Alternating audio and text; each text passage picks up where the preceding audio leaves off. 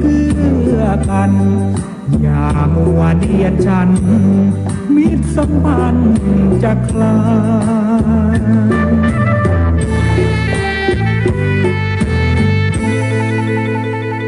ทุกวันโลกนี้มันเป็นความจริงต้องต่างพึ่งพิงแล้วจึงสมหมายใช่อยู่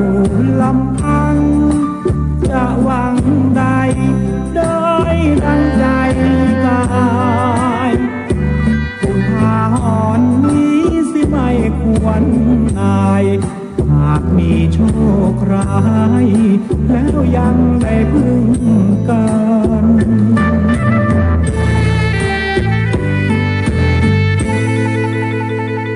ทุกคนเกิดแล้วยังมีวันตายต้องควรขนขวายหมายดีต่อกันแม้นสร้างกรรมชั่วกรรมจะตามสนองตัวผัวพันหากทำดีผลบุญดีทวีมันผู้เกียรติงามเชิดชันทุกวันจะรื่นรม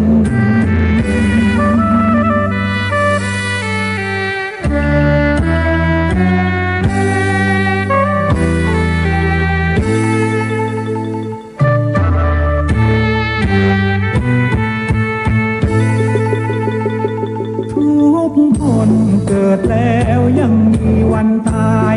ต้องควรขนขวายหมายดีต่อกันแม้นสร้างกรรมชั่วกรรมจะตามสนองตัวผัวพันหากทำดีผลบุญดีทวีมันผู้เกียรติงามเชิดชันทุกวันจะรื่นรม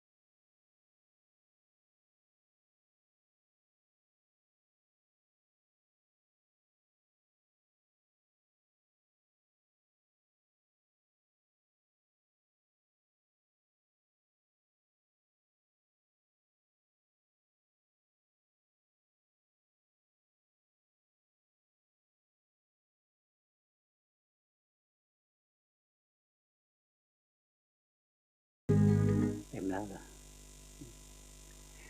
หลวงพ่อนึกว่าจะเหลือนะเพราะว่าไม่นึกว่าพวกเราฉีดวัคซีนกันได้เร็วมากเลยสมกับที่หลวงพ่อโฆษณาไว้ใครฉีดวัคซีนครบตามกำหนดได้ให้มาฟังธรรมข้างในนี้ได้เนี่ยพวกเราเลยขยันไปฉีดกันได้เยอะดีนะน่าพอใจฉีดแล้วก็ต้องระวังตัวยังติด